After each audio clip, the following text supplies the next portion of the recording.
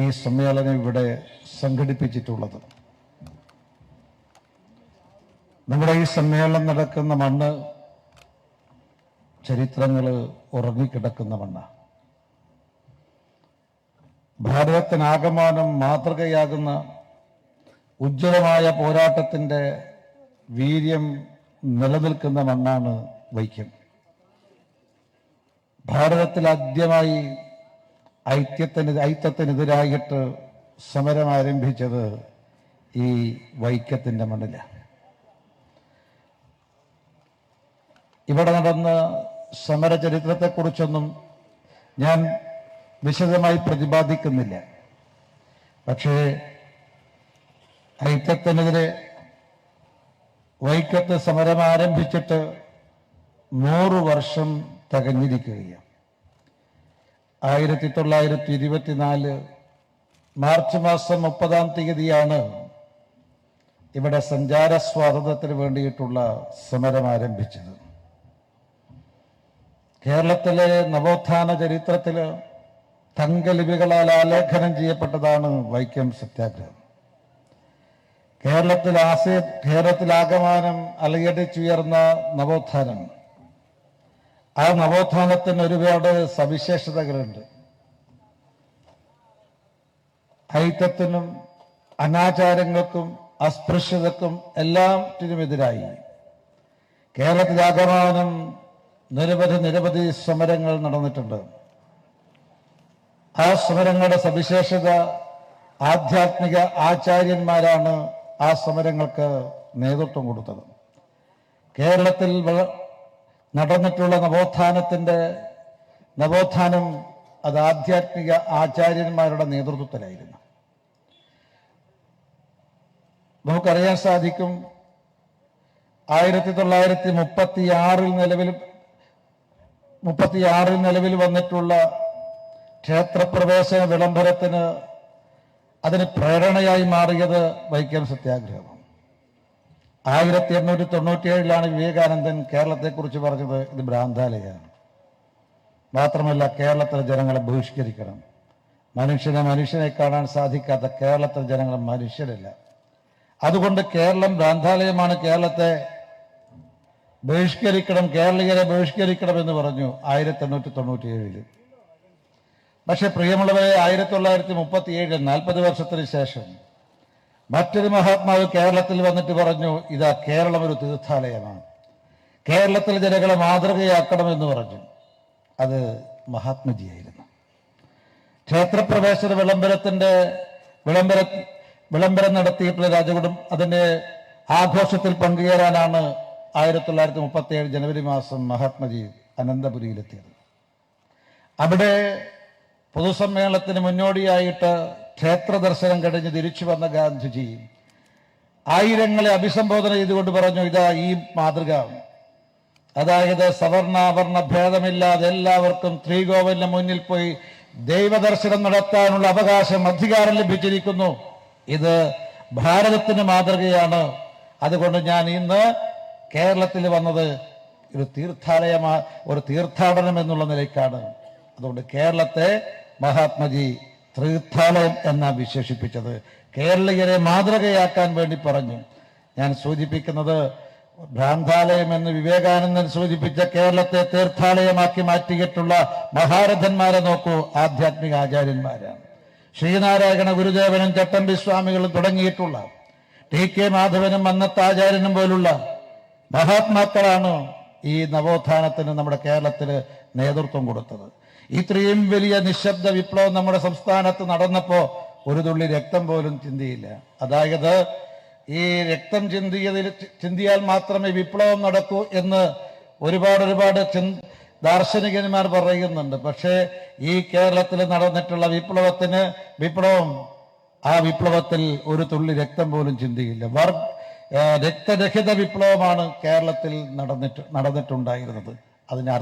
അതിന് കാരണം ആധ്യാത്മിക ആചാര്യന്മാരാണ് ഇത് നേതൃത്വം കൊടുത്തത് എന്നാണ്. മാത്രമല്ല, അവർണർ സവർണർക്കെതിരായിട്ടുള്ള സമരമായിരുന്നില്ല. സവർണരും അവർണരും ചേർന്നുകൊണ്ടാണ് സാമൂഹ്യ തിന്മകൾക്കെതിരെ ഈ സംസ്ഥാനത്ത് പോരാട്ടം നടത്തിയത്. അതിന്റെ ഭാഗമായിട്ടാണ് അവർണ വിഭാഗത്തിന് സ്വാതന്ത്ര്യത്തിന് വേണ്ടി, സഞ്ചാര സ്വാതന്ത്ര്യത്തിന് വേണ്ടി മന്നത്താചാര്യൻ അന്ന് തിരുവനന്തപുരത്തേക്ക് സവർണ മാർച്ച് സംഘടിപ്പിച്ചു. ഞാൻ സൂചിപ്പിക്കാൻ ആഗ്രഹിക്കുന്നത്, ശ്രീനാരായണ ഗുരുദേവനും ചട്ടമ്പി സ്വാമികളും ഉഴുതുപറച്ച മണ്ണിലാണ് ഈ കേരളത്തിൽ നവോത്ഥാനം നടന്നത്. ഞാൻ ദീർഘിപ്പിക്കുന്നില്ല.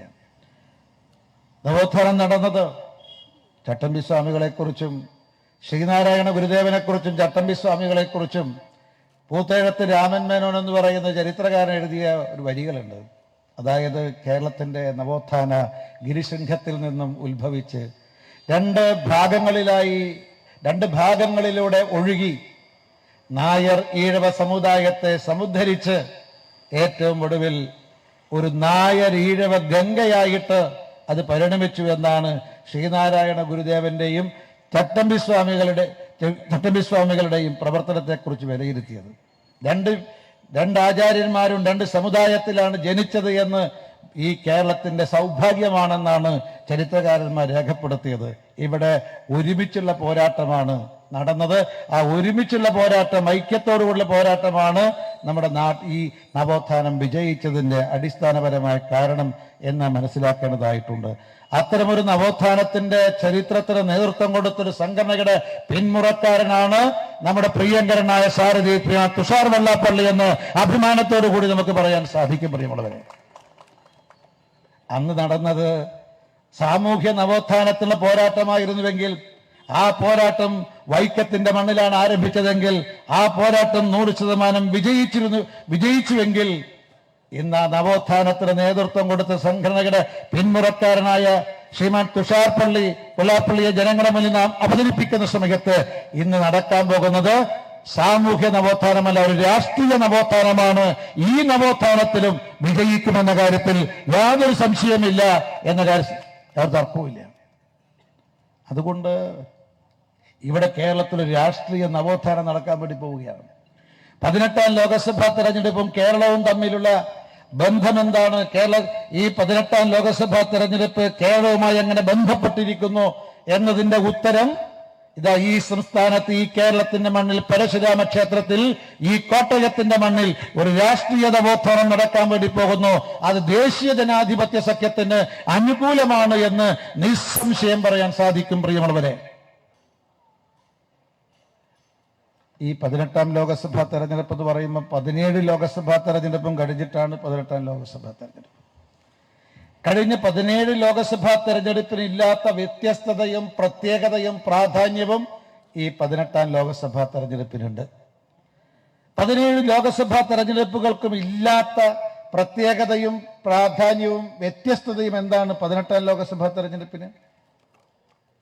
വളരെ ലളിതമാണ് അതിന്റെ ഉത്തരം. കഴിഞ്ഞ 17 ലോകസഭാ തെരഞ്ഞെടുപ്പിൽ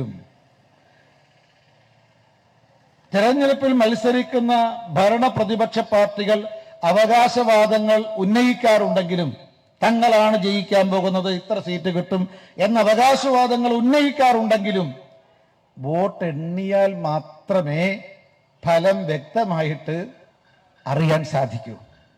ഇതായിരുന്നു കഴിഞ്ഞ 17 ലോകസഭാ തെരഞ്ഞെടുപ്പുകളുടെയും പ്രത്യേകത. അവകാശവാദങ്ങൾ ഉന്നയിക്കും, പക്ഷേ വോട്ട് എണ്ണിയാൽ മാത്രമേ കൃത്യമായിട്ട് ഫലം നമുക്ക് മനസ്സിലാക്കാൻ സാധിക്കൂ. എന്നാൽ പ്രിയമുള്ളവരെ, 18ാം ലോകസഭാ തെരഞ്ഞെടുപ്പ് അതല്ല. ജൂൺ 4-ാം തീയതി 18ാം ലോകസഭാ തെരഞ്ഞെടുപ്പിന്റെ ഭാഗമായിട്ടുള്ള വോട്ടെണ്ണൽ നടക്കുന്നത് ജൂൺ 4-ാം തീയതിയാണ്. ജൂൺ 4-ാം തീയതി വോട്ടെണ്ണിയാൽ ഇന്ത്യ മഹാരാജ്യത്ത് എന്താണ് നടക്കാൻ പോകുന്നത് എന്ന് നമ്മുടെ നാട്ടിലെ ഒരു നഴ്സറി കുട്ടിയോട് ചോദിച്ചാൽ ആ നഴ്സറി കുട്ടി പറയും, ലോകാദരണീയനായ നേതാവ് നരേന്ദ്ര ദാമോദർദാസ് മോഡി 3ാമതും രാജ്യത്തിന്റെ പ്രധാനമന്ത്രിയാകുമെന്ന് നിസ്സംശയം പറയും. യാതൊരു സംശയമില്ല, എല്ലാവരും പറയുകയാണ്. ഇന്ന് നോക്കൂ നിങ്ങൾ, നഗരത്തിലായാലും ഗ്രാമത്തിലായാലും പച്ചക്കറിക്കടയിലായാലും പലവ്യഞ്ജനക്കടയിലായാലും പഴക്കടയിലായാലും മത്സ്യ മാർക്കറ്റിലായാലും എല്ലായിടത്തും ഒരേ ഒരു ചർച്ചയാ, നരേന്ദ്രമോദി നരേന്ദ്രമോദി നരേന്ദ്രമോദി. കാരണം നരേന്ദ്രമോദി 3ാമതും രാജ്യത്തിന്റെ പ്രധാനമന്ത്രിയാകുമെന്ന് എല്ലാവരും വിശ്വസിക്കുന്നു. എന്തിനേറെ ഇത് ദേശീയ ജനാധിപത്യ സഖ്യത്തിന്റെ മാത്രം അവകാശവാദം അല്ല. ഞങ്ങളൊക്കെ പങ്കെടുത്ത BJPയുടെ ദേശീയ സമിതിയിൽ നമ്മുടെ പ്രിയങ്കരനായ പ്രധാനമന്ത്രി പ്രസ്താവിച്ചു, BJPക്ക് ഒറ്റക്ക് 370+ സീറ്റും ദേശീയ ജനാധിപത്യ സഖ്യത്തിന് 400+ സീറ്റും കിട്ടുമെന്ന് പറഞ്ഞു. അന്ന് അതേ ദിവസം നിങ്ങൾ കണ്ടിരിക്കും നമ്മുടെ എതിരാളിയായിട്ടുള്ള IND സഖ്യത്തിന് നേതൃത്വം നൽകുന്ന കോൺഗ്രസിന്റെ അഖിലേന്ത്യാ അധ്യക്ഷൻ മല്ലികാർജുന ഖാർഗെ പറഞ്ഞു, അല്ലയോ മോദിജി, അങ്ങക്ക് തെറ്റുപറ്റിയിരിക്കുന്നു. അങ്ങ് പറഞ്ഞത് BJPക്ക് ഒറ്റക്ക് 370+ഉം NDAക്ക് 400+ എന്നുമാണ്. പക്ഷെ തങ്ങൾക്ക് തെറ്റുപറ്റിയിരിക്കുന്നു. BJPക്ക് ഒറ്റക്ക് തന്നെ 400+ സീറ്റ് കിട്ടുമെന്ന് കോൺഗ്രസിന്റെ അഖിലേന്ത്യാ അധ്യക്ഷൻ മല്ലികാർജുന ഖാർഗെ പ്രഖ്യാപിച്ചിരിക്കുകയാണ്. ഇതിന്റെ അർത്ഥം എന്താ? തെരഞ്ഞെടുപ്പ് ഒരു യുദ്ധമാണ്. ആ യുദ്ധത്തിന് ഇറങ്ങുന്ന സമയത്ത് നമ്മുടെ എതിരാളി നമ്മളോട് പറയുക, നിങ്ങളാണ് ജയിക്കാൻ പോകുന്നത്, നിങ്ങളാണ് ജയിക്കാൻ പോകുന്നത്.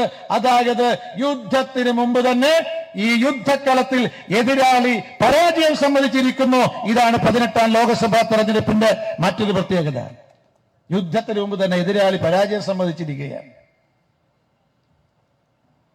ഇങ്ങനെ നമ്മൾ ഒരിക്കലും കണ്ടിട്ടില്ല, കേട്ടിട്ടില്ല.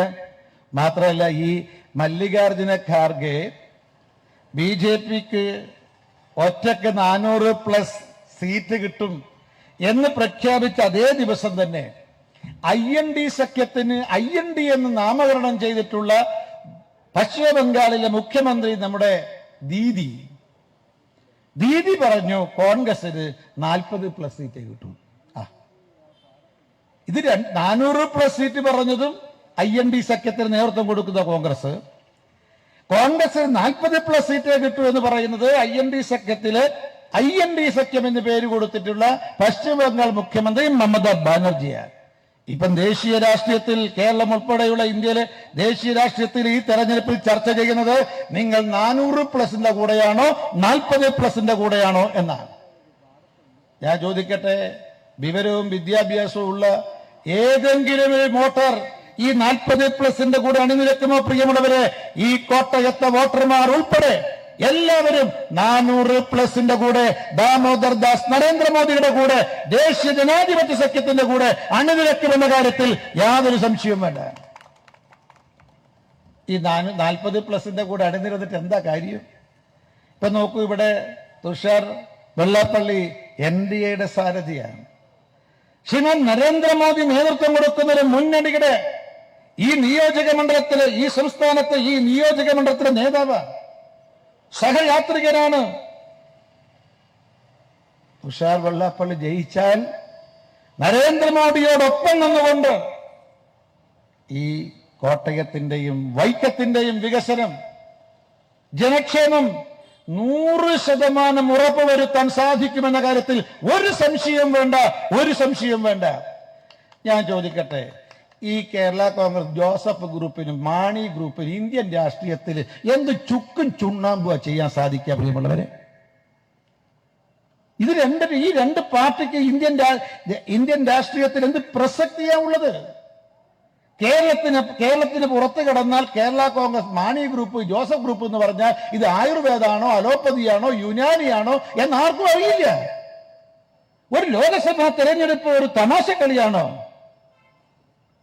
ഈ രണ്ടിൽ ഏതെങ്കിലും ഒരാൾ വിജയിച്ചാൽ എന്താ സംഭവിക്കാൻ പോകുന്നത്? മാക്സിമം സംഭവിക്കാൻ പോകുന്നത് ഡൽഹിയിലെ ഗാന്ധി പ്രതിമക്ക് കീഴെ ഇരുന്ന് ധർമ്മ നടത്തുക എന്നല്ലാതെ ഈ കോട്ടയത്തും വൈക്കത്തും ഒരു റോഡ് പോലും പുതുതായിട്ടുണ്ടാകാൻ വേണ്ടി പോകുന്നില്ല. ഇനി ഈ രണ്ട് ചങ്ങാതിമാര് ചേർന്ന് നിൽക്കുന്ന മുന്നണി ഏതാ?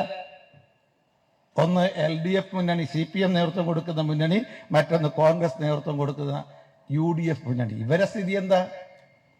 ഈ കേരള കോൺഗ്രസ് ഒന്നും വലുതായിട്ടൊന്നും മെച്ചപ്പെട്ട പാർട്ടിയല്ല CPM-ഉം കോൺഗ്രസും. പ്രിയമുള്ളവരെ, ഞാൻ ദീർഘിപ്പിക്കുന്നില്ല. ഇനി 1-2 പരിപാടികൾ പങ്കെടുക്കാനുള്ളതുണ്ട്. മാത്രമല്ല, ഞാൻ പറയാൻ ആഗ്രഹിക്കുന്നു, നമ്മുടെ പ്രിയങ്കരനായിട്ടുള്ള സ്ഥാനാർത്ഥി ശ്രീ തുഷാർ വെള്ളാപ്പള്ളി, ഞങ്ങൾ ഒരുമിച്ചുണ്ടായിരുന്നു. പക്ഷെ ആ സമയത്താണ് അദ്ദേഹത്തിന് ശിവഗിരിയിലേക്ക് പോകേണ്ടി വന്നത്.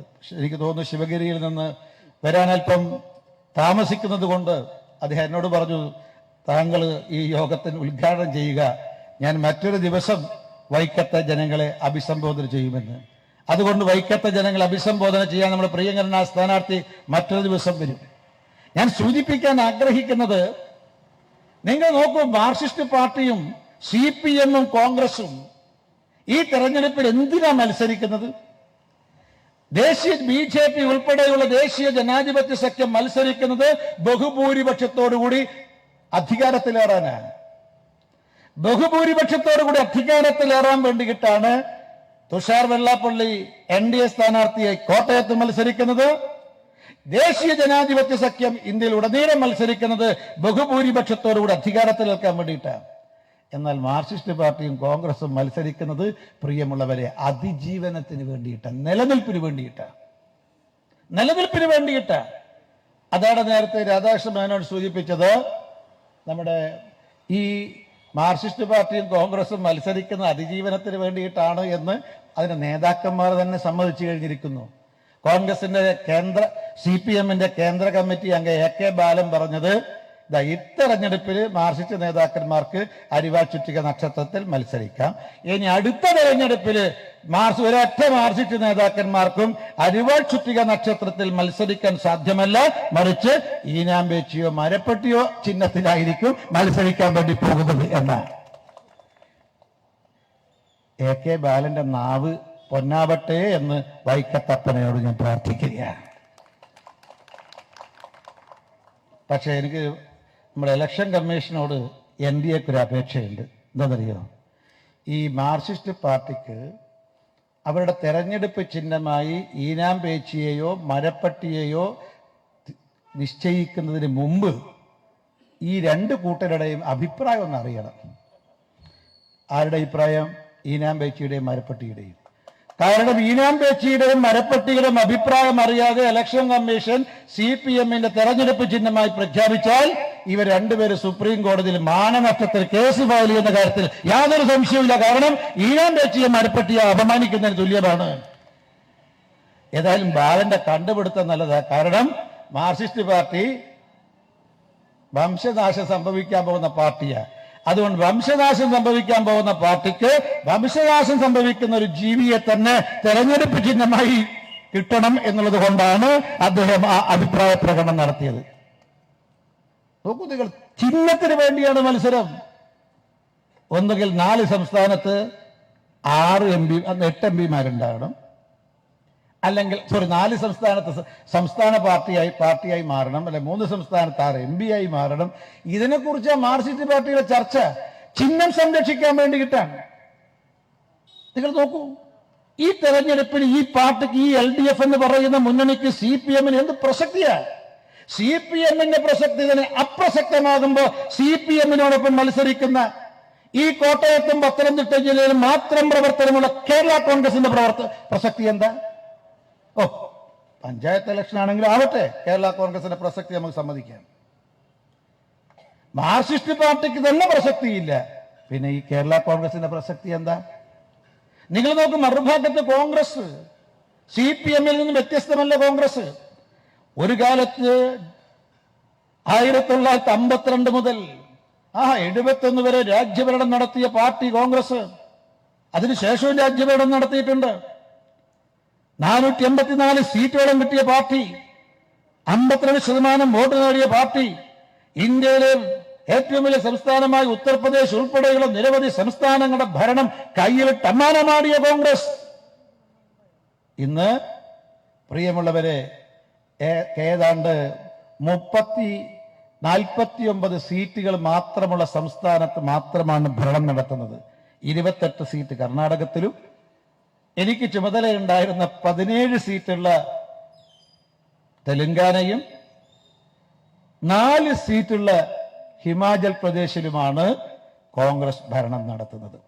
അതായത് 545 ലോകസഭാ സീറ്റുള്ള ഇന്ത്യ മഹാരാജ്യത്ത് 49 ലോകസഭാ അംഗങ്ങൾ മാത്രം തെരഞ്ഞെടുത്തയക്കാൻ സാധിക്കുന്ന 3 സംസ്ഥാനങ്ങളിലാണ് കോൺഗ്രസ് ഭരണം നിലനിൽക്കുന്നത്. അങ്ങ് ഉത്തര ഭാരതത്തിൽ, പശ്ചിമ ഭാരതത്തിൽ, വടക്ക് കിഴക്കൻ ഭാരതത്തിൽ കേവലം ഒരു ചെറിയ പൊട്ടുപോലെ തോന്നുന്ന ഹിമാചൽ പ്രദേശിലെ അവിടെയാണ് ഭരണം. 4 സീറ്റേ ഉള്ളൂ. പിന്നെ ദക്ഷിണേന്ത്യയിലെ കർണാടകത്തിലും തെലങ്കാനയിലും മാത്രമാണ്. പ്രിയമുള്ളവരെ, അതുകൊണ്ട് ഞങ്ങൾ പറയാൻ ആഗ്രഹിക്കുന്നു, ചരിത്രത്തിലില്ലാത്ത തിളക്കമാർന്ന വിജയമായിരിക്കും ദേശീയ ജനാധിപത്യ സഖ്യത്തിന് ഈ തെരഞ്ഞെടുപ്പിലുണ്ടാകാൻ പോകുന്നത്. ഉത്തര ഭാരതത്തിലും പശ്ചിമ ഭാരതത്തിലും വടക്കൻ ഭാരതത്തിലും തെക്കൻ ഭാരതത്തിലും അതുപോലെ വടക്ക് കിഴക്കൻ ഭാരതത്തിലും തൂത്തുവാരാൻ വേണ്ടി പോവുകയാണ് ദേശീയ ജനാധിപത്യ സഖ്യം. കോൺഗ്രസിന് അതിന്റെ രാഷ്ട്രീയ ചരിത്രത്തിലെ ഏറ്റവും ദയനീയമായ പരാജയമായിരിക്കും ഈ തെരഞ്ഞെടുപ്പിൽ ഉണ്ടാകാൻ വേണ്ടി പോകുന്നത്. അതായത് ഈ തെരഞ്ഞെടുപ്പിന് ശേഷം LDFന് നേതൃത്വം കൊടുക്കുന്ന CPM-ഉം UDFന് നേതൃത്വം കൊടുക്കുന്ന കോൺഗ്രസും മറ്റൊരു കേരള കോൺഗ്രസ് ആയി മാറും എന്ന കാര്യത്തിൽ യാതൊരു സംശയം വേണ്ട. ജനങ്ങൾ ചിന്തിക്കുക, നിങ്ങളുടെ സമ്മതിദാനാവകാശം പാഴായി പോകണമോ? അതുകൊണ്ട് നമ്മുടെ ജനാധിപത്യ അവകാശം വിനിയോഗിക്കേണ്ടത് നാടിന്റെ നന്മയ്ക്ക് വേണ്ടി, നാടിന്റെ പുരോഗതിക്ക് വേണ്ടി, ജനനന്മയ്ക്ക് വേണ്ടി, ജനക്ഷേമത്തിന് വേണ്ടി, രാജ്യത്തിന്റെ പൊതുവായ താല്പര്യത്തിന് വേണ്ടി മാത്രമല്ല, നമ്മുടെ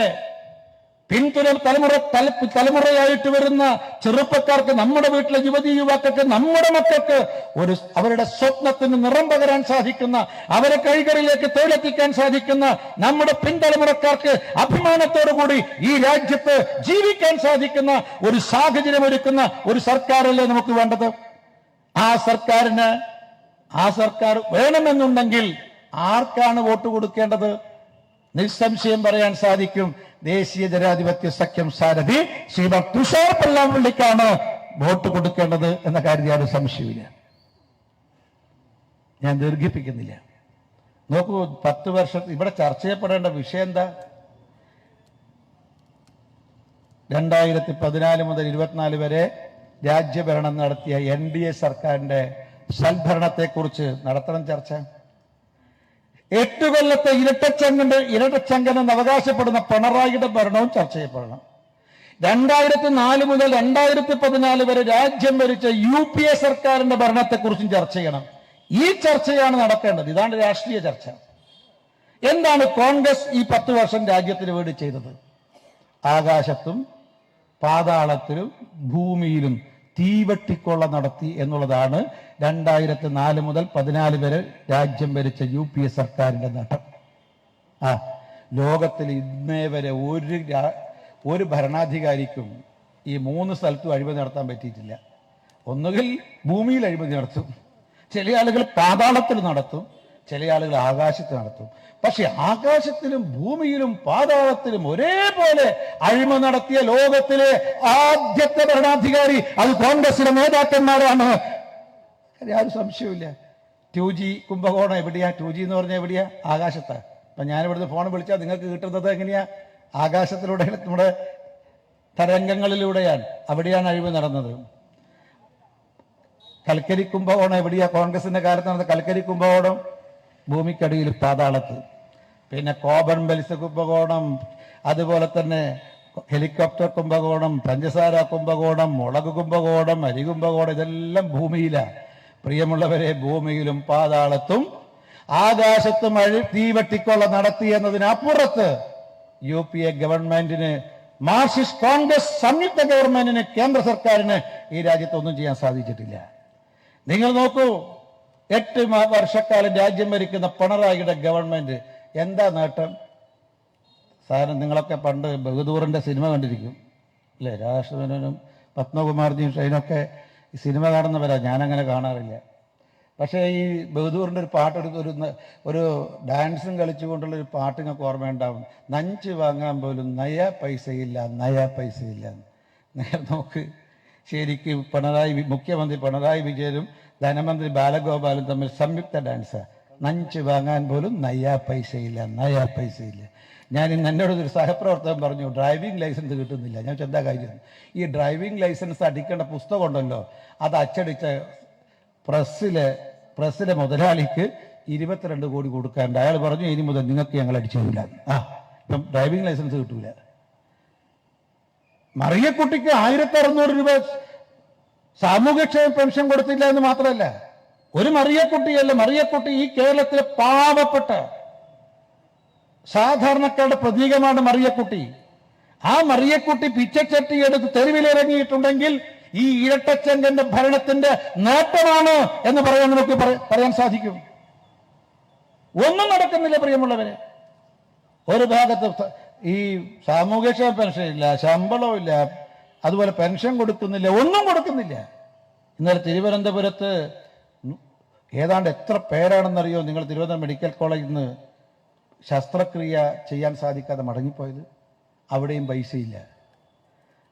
ഓപ്പറേഷൻ തിയേറ്റർ അടച്ചുപൂട്ടുകയാണ്, ഒന്നിനും പൈസയില്ല. എന്നാൽ നമ്മുടെ മുഖ്യൻ ആകാശത്ത് കൂടെ യാത്ര ചെയ്യാൻ പ്രതിമാസം 88 ലക്ഷം രൂപ ചെലവഴിച്ച് ഹെലികോപ്റ്റർ, ഭൂമിയിലൂടെ യാത്ര ചെയ്യാൻ 80ഓളം വാഹനങ്ങൾ. ഒരു ദിവസം നമ്മുടെ മുഖ്യമന്ത്രി ഭൂമിയിലൂടെയാണ് യാത്ര ചെയ്യുന്നതെങ്കിൽ ലക്ഷക്കണക്കിന് രൂപയാ പൊടിപൊടിക്കുന്നത്. ആകാശത്തിലൂടെ യാത്ര ചെയ്യാൻ ലക്ഷക്കണക്കിന് രൂപയാ പൊടിപൊടിക്കുന്നത്. ഇയാൾ ആകാശത്തിലൂടെയും ഭൂമിയിലൂടെയും യാത്ര ചെയ്തിട്ട് എന്താണ് സാധാരണക്കാർക്കുള്ള ഗുണം? ഒരു ഗുണവുമില്ല, ഒരു ഗുണവുമില്ല. അപ്പൊ 8 വർഷക്കാലത്തെ ഇടതുപക്ഷത്തിന്റെ നേട്ടം വട്ടപൂജ്യമാണ്.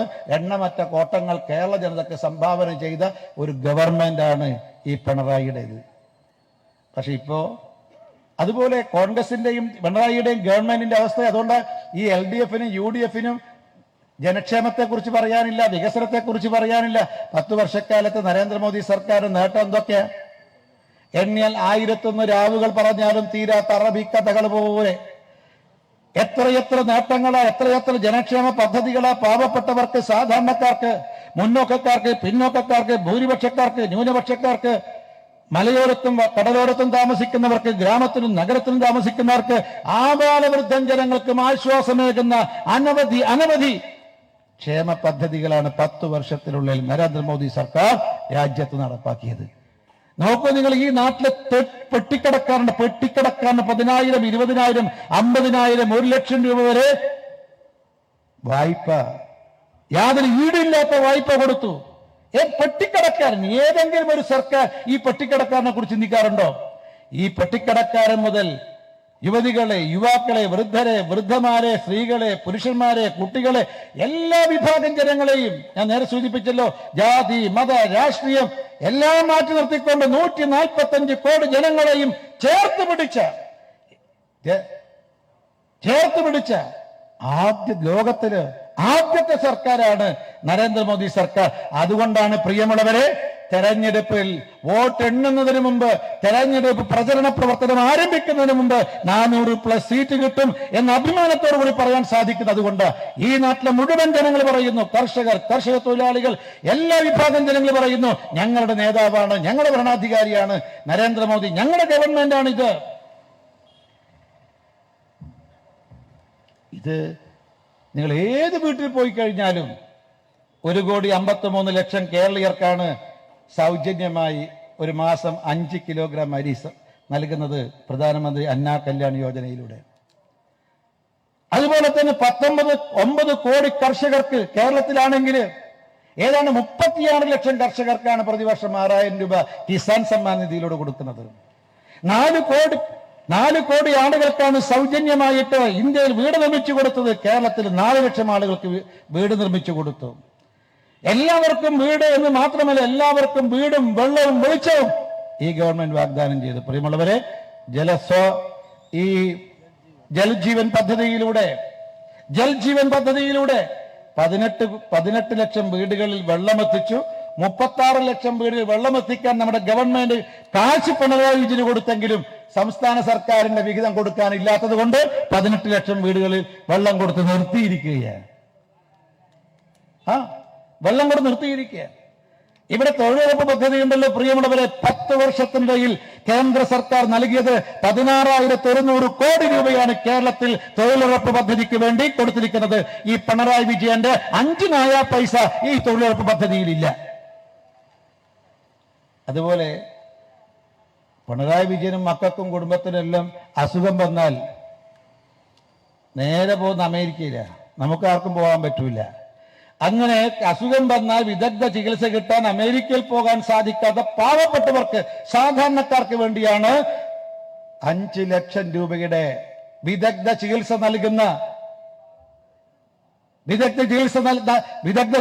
നൽകുന്ന ഇൻഷുറൻസ് പദ്ധതി ഈ ഗവൺമെന്റ് നടപ്പാക്കിയത്.